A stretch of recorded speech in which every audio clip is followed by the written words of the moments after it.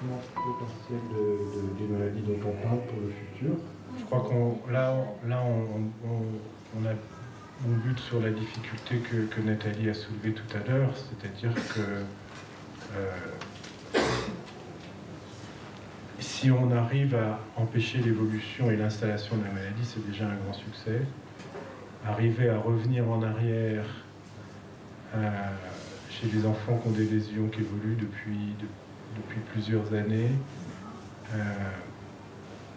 ça paraît un peu difficile. Ceci dit, en termes de lésions qu'on voit au microscope, on arrive à revenir en arrière. On fait disparaître les lésions chez la souris. Le problème, c'est qu'entre une souris et un enfant, c'est pas pareil. C'est-à-dire que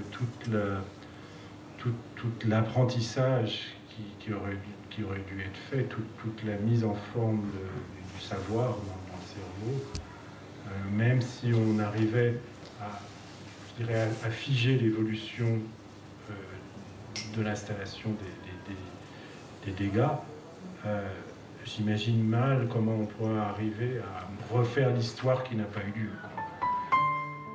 Pendant le week-end, Delphine a réussi à s'entretenir avec le docteur Ragny, un chercheur de l'INSERM. On a réalisé que sans les fonds collectés par l'association, sans le privé, la recherche serait ralentie. La recherche... Ça m'a donné envie de m'investir davantage. En fait, il y a énormément de progrès qui ont été faits depuis l'époque où moi j'ai commencé dans les années 70. En fait, on ne savait pas grand-chose sur ces maladies. On a appris d'abord à les diagnostiquer et puis à faire le diagnostic avant la naissance d'un nouveau bébé, donc le diagnostic prénatal. Et depuis, on a essayé, et on est encore loin de tout comprendre. On essaye de comprendre pourquoi les enfants sont malades. Si vous voulez, ce qui est important, c'est de diagnostiquer tôt les maladies pour pouvoir les soigner le plus tôt possible. Mais donc, clairement, la recherche a encore énormément de progrès à faire puisqu'il y a tout un pan de la pathologie où on n'a encore pas grand-chose à proposer, sinon de traiter, je vous dis, certains symptômes. Donc, ça améliore la qualité de vie des patients, mais ça n'arrête pas la maladie, ça ne permet pas encore de la faire régresser. Mais donc tout dépend des maladies. C'est complètement différent. D'un groupe de maladies à un autre, c'est différent, mais même à l'intérieur d'un même groupe de maladies, il y a des grosses différences.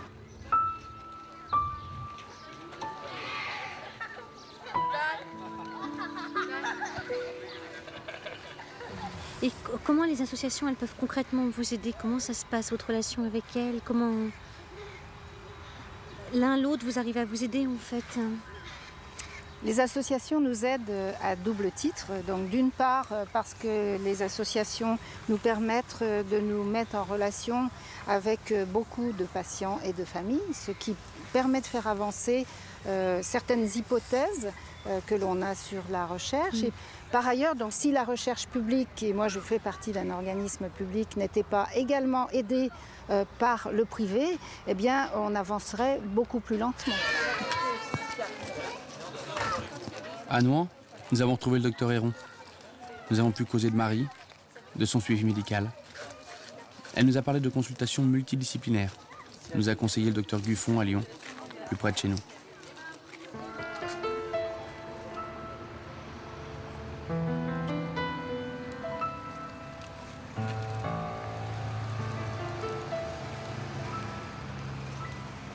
Je te laisse juste jeter un coup d'œil par l'enfant par lequel tu souhaites commencer, tout en sachant qu'il y a des enfants qui vont pas tarder à descendre à U et qui vont être monopolisés un petit moment. D'accord. Donc, eh ben, puisque ça se goupille comme ceci, on va commencer en premier par Marie. Bonjour, petite puce. C'est le docteur. Regarde. C'est ça que tu veux l'attraper? Je prends ça. D'accord. C'est bien. Regarde, si tu veux un gâteau, tu peux en prendre un. Pas ça. Regarde. Pour écouter le cœur. Ça fait pas mal. Regarde un petit peu On va derrière. regarder le dos. Indien. Ou la couturière. Comment ça va se passer pour Marie aujourd'hui? Elle va voir beaucoup de médecins. C'est-à-dire que les enfants qui viennent en consultation multidisciplinaire voient tous les spécialistes. Si vous le souhaitez, vous pourrez discuter ou rencontrer la psychologue qui est présente toute la journée. Une fois que Marie aura vu tous les spécialistes, on fera le point ensemble sur ce qui vous a été dit. Et ça sert à voir où elle en est Oui, ces consultations multidisciplinaires ont été mises en place à l'instigation des parents et de l'association de parents VML, parce que les familles avaient un petit peu l'impression de devoir faire un parcours du combattant pour arriver à avoir tous les spécialistes. En général, on était obligé d'hospitaliser l'enfant 2 jours et demi, de façon à ce qu'il puisse aller vers les différents intervenants. Et c'est vrai qu'une fois par an, c'était un petit peu lourd. Il n'en reste pas moins que ça fait une journée extrêmement lourde, extrêmement difficile pour tout le monde, aussi bien pour l'enfant que pour les parents. Mais l'avantage, c'est que ça soit aussi concis sur une seule journée et qu'on ne dorme pas à l'hôpital.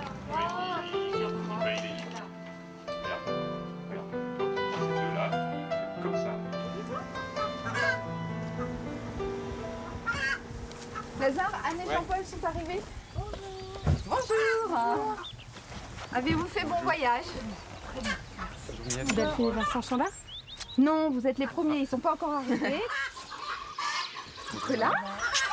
Donc finalement, vous êtes venus sans Thomas et Claire alors? Oui, on les a laissés chez les grands-parents. Bon, alors Nicolas, tu verras pas ton petit copain Thomas? Oh là, alors là, les poules nous font un joli concert. Ah, tu entends? Tu entends tes petites poules, mon nounou? Ah oui, tu les entends, mon cœur.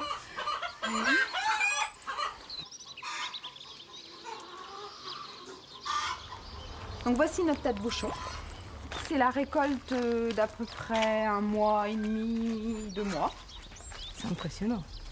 Oui, là ça vient vraiment de partout. Et ça fait quoi déjà, 1 tonne là? Oh non, à peine. On a 800 kilos à peu près. Donc on a placardé un petit peu toutes les écoles, les maisons de retraite, les supérettes du coin. Alors surtout ici par cette affiche de quel type de bouchon on va récupérer. Et puis aussi à quoi va servir le projet, donc au financement des séjours vacances des enfants malades, avec le séjour de l'Écherenne de l'an dernier. Voilà. Alors concrètement, c'est quoi le boulot du plan contact? Parce que moi ça m'effraie un peu quand même. J'hésite, mais ça m'effraie un peu.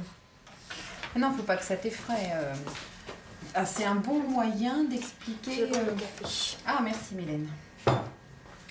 Donc c'est un bon moyen donc déjà d'expliquer que d'une, c'est les ressources indispensables à l'association pour la faire vivre, pour financer la recherche, hein, etc. Mais le côté sympathique, moi, de l'opération, c'est que ça m'a permis de communiquer avec les autres, avec mes collègues, mon patron, avec qui j'osais pas aborder le sujet, que j'osais pas parler de ma vie de tous les jours avec Nicolas, les souffrances, la difficulté. En fait, en présentant les chocolats et le catalogue, ça m'a permis de dialoguer avec eux. Et en fait, de communiquer. Et depuis, on en parle plus.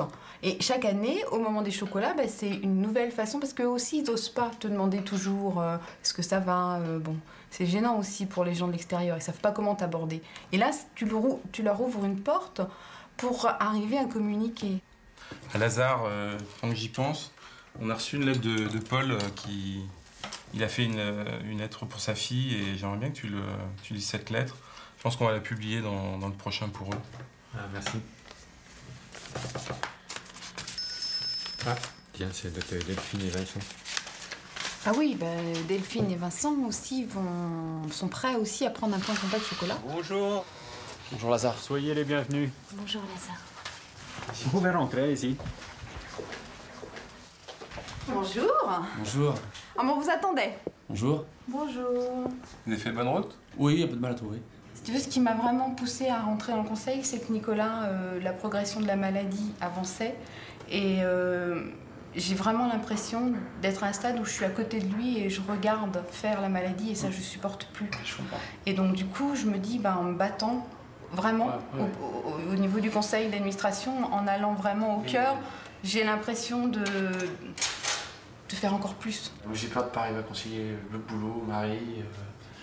Je ne peux pas y arriver, quoi. Ce qui est sûr, c'est qu'on a besoin de plein de gens. Bon, donc, d'idées, de... Message reçu. Mais ça peut être aussi faire un point contact chocolat, ça peut faire une manifestation, ça peut être antenne, pourquoi pas. Tu gardes mon papillon, je te remets tes petites pressions. Regarde, c'est juste le temps de remettre les petites pressions. J'ai peur que ça me... J'ai l'impression que ça me ferait du bien et puis... Je sais pas. J'ai l'impression que c'est un peu précipité. Oui, mais si tu te sens d'attaque, si tu te poses la question déjà, c'est que Bah c'est qu'il y a quelque chose. Ouais, c'est que tu te sens prêt. Ça se passe bien avec la petite puce? Ouais, super. Bon, bah, dès que vous avez fini, on vous attend pour la réunion chocolat? Ouais, on arrive. Ok, je vous laisse, à tout de suite.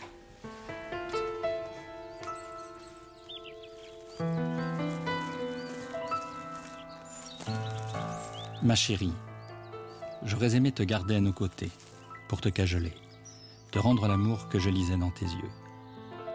Mais tu as choisi de partir un jour d'avril, sous le soleil que tu aimais tant, nous laissant, ta maman et moi, tout seuls dans une maison vide de ta présence. Tu as choisi de partir, de cesser de te battre, pour arrêter cette souffrance qui te rongeait. Tu as choisi de partir parce que le combat était trop inégal. Tu es maintenant en paix, blotti dans nos cœurs.